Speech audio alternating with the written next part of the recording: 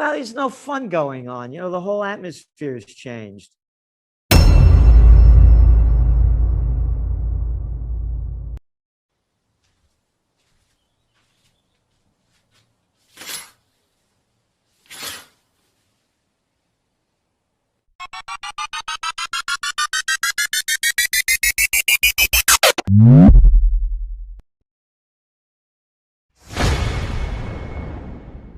Everything is dead. They've sucked the joy out of life in so many ways. So on that level, I'm sad.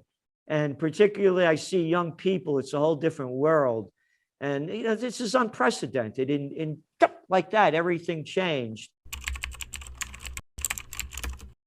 Let's talk about the economy in general. And is it recovering or not? No, it's a fake bounce. It's the Biden bounce. And it's the same thing around the world. They're dumping in all this cheap money, printed on nothing and backed by nothing, and artificially blowing it up. Let's talk about New York City. Oh, you know what the office occupancy rate is? 20%.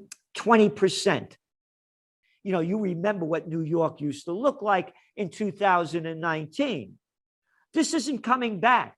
Oh, remember when this all began back in 2020? Oh, it'll come back. Oh, it'll come back.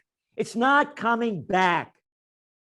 Here, this is from Wednesday, July 14th, front page Wall Street Journal. Deal making pumps up profits at Goldman Sachs and JP Morgan. All the mergers and acquisition activity. The bigs are getting bigger.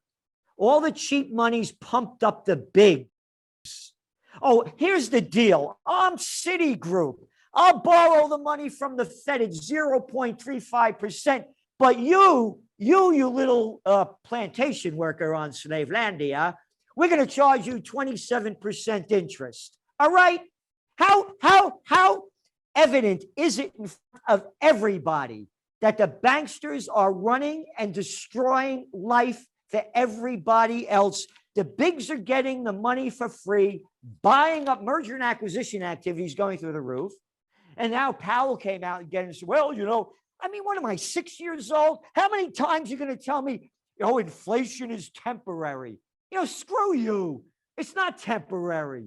So for the average person, inflation is killing them. They can't afford to buy houses they're renting. Oh, what's happening? Again, the bigs, the Blackstones, the other ones buying up homes and renting them out. So what this is going to do, and it's done, it's made the bigs bigger and everybody else poorer. The numbers are there. The billionaires got $8 trillion richer in 2020. So inflation is real. It's here. It's real. But here's the deal. They're lying about it. They're lying about it because, first of all, the inflation numbers are rigged. We're talking about housing prices, whether they've gone up like 18% in a year. Housing prices aren't put into the CPI. So anyway, they're making the numbers up, and they want to keep saying inflation is temporary because they are afraid they're going to scare the gamblers by raising interest rates. Thank you. Okay, but hold that thought, because I want you to fill in this blank. I want you to fill in the blank here.